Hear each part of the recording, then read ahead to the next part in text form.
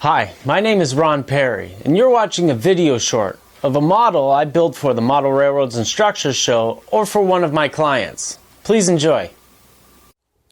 So we're going to be painting these walls from the kit here, and some laser cutters like to cut out their walls completely, and that's why you find tape on the back of some of these things, because as you pull off the tape, the pieces will fall out of the sprue, and we're okay with the pieces falling out, except for the fact that if you notice one of these boards, try to hold it up to the camera here, that the brick is cut into the inserts that come out. So you might want to save these just in case there's a window that's been bricked up. You know, a tenant came in and he didn't want any type of, maybe it was a movie studio or something. They wanted to control their lights completely, so they'll totally brick up that window, no problem. So what we would do is we would pull it out anyways, paint it a different color, and then put it in with a small relief. I'll do that. I might do that. I am going to do that later in the build. So first we got to take off our tape, pull off these chunks, and we'll be right back after I get all these pieces of tape off. Oh, I forgot to say, there's lintels in here too. Lintels are the concrete base to the window, and it makes it so that the brick is stable on the top and bottom of the window. I'm going to pull those out as well because I will be painting them concrete color. So we'll be right back. Okay, so I've got 2 cans of paint, and anybody who's does a lot of model building will know the point of failure in these cans is this stupid little cap. It always gets clogged up and stuff. So when I get a can of this spray paint of any color, I just pull the caps off. I put them in a bag because I constantly got to try to keep them clean. And one day I'm going to find a YouTube video, maybe one of you can find it for me, that'll teach me how to clean these out permanently, or as each time after each use. So I've got 2 different kinds of rust paint, an oxide red color. This one's called leather brown. I like that because it's got a darker, more tanny color. And this one is red oxide primer. And as you can see, it's got a real red color, but as you weather this it gets toned down to look like this. However, when we tone down this, it'll look even darker. So the color that you put on is a lot brighter than what will be done on the end because you're weathering it down. So I'm going to use these both paints to have a variation. We are going to paint weathering comes down. Painting goes this way. The reason for this is when you paint something, we gotta all our bricks are put on in this form, like this. And then all our mortar is the majority of the lines are horizontal. So when we're doing this, we want our lines that are not painted fully through, because we're not painting this with a real thick coat. We're going to be passing by it, and there will be spots that don't get quite enough paint. So we want those lines to be this way, so that when we add our mortar lines and stuff like that, it'll all jive together. When weather happens, it goes from the top to the bottom with gravity. That's the way you put weathering on, top to bottom. But when you're painting the brick wall, it's horizontal. So I'm gonna start with the brown. If you've seen any of my videos before, you'll know that I paint from the back to the front, and that's always That'll always mean that I paint the dark colors or the shadows first.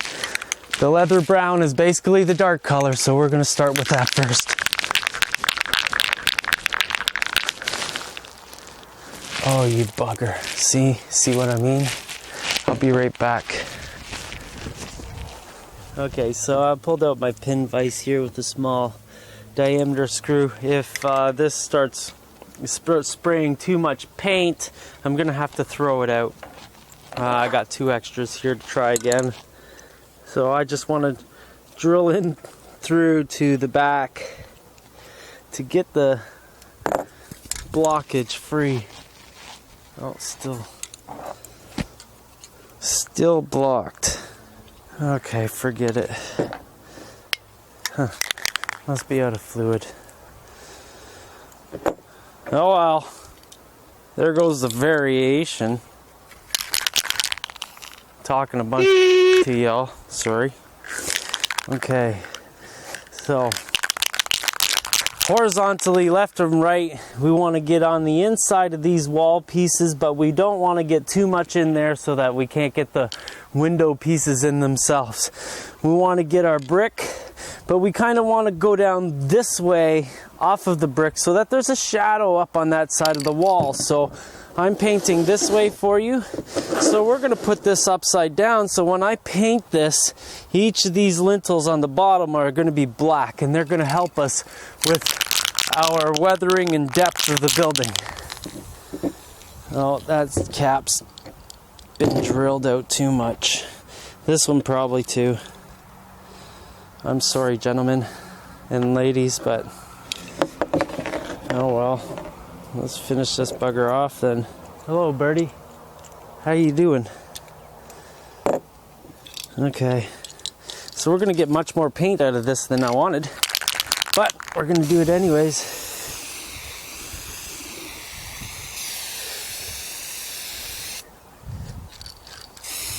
This is a good demonstration because if chaos happens, then you'll see how I fix it. So I drilled out that thing, and you see how much paint that blew out. It blew out full bore.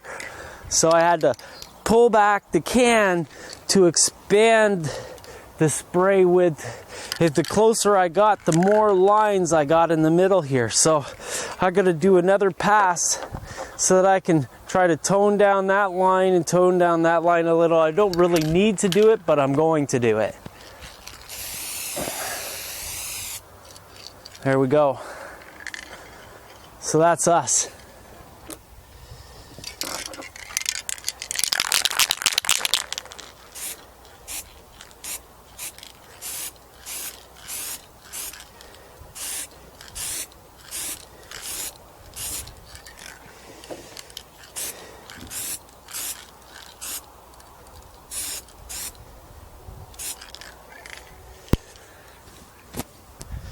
Okay, so let's start moving to the grays. Everything that's wood gets a gray coat because we're going to touch it up with some brown tones later. So, duct.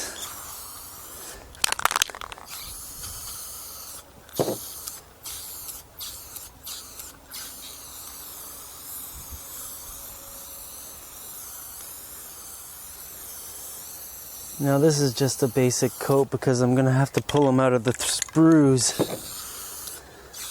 and coat the sides of them and stuff like that. But this is just a basic coat to get a color on them. Kind of like when I paint my foam, just so it looks right. So when I get it to the next stage, I know what I'm doing with it. I'll forget, is what the point is. And in some cases, there's enough paint on it as it is. This just kind of color codes the parts and prepares them for the final coat of weathering with a completely cured layer. If you watched our last show, you would know exactly what I mean by cured paint.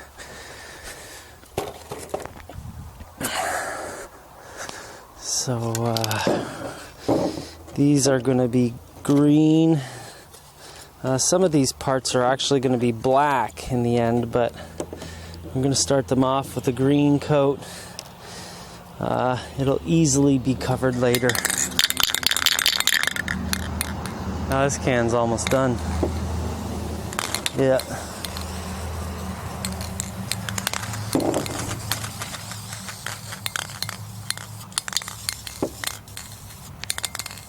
Okay, that's working for me still.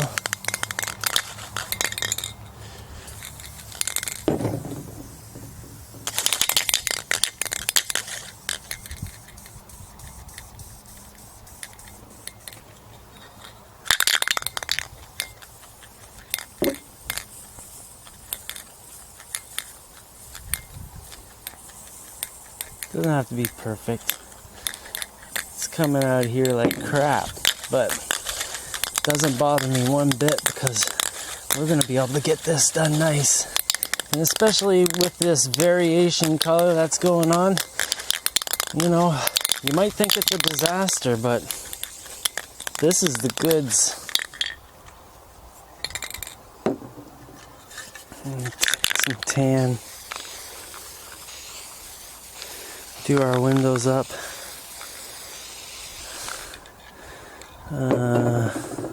That's it. That's good enough. I'm gonna have to paint this black. Maybe I'll go get my black. I'll be right back. Yeah, I think I changed my mind on this color. So I want this to stay green. Actually, I'm just going to paint this side of it. I don't care if it gets a little bit of black on it. So, stairs.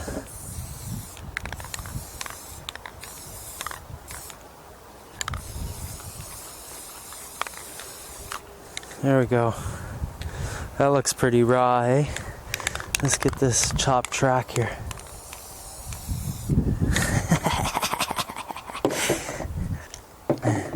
And this gets done, you're going to love it.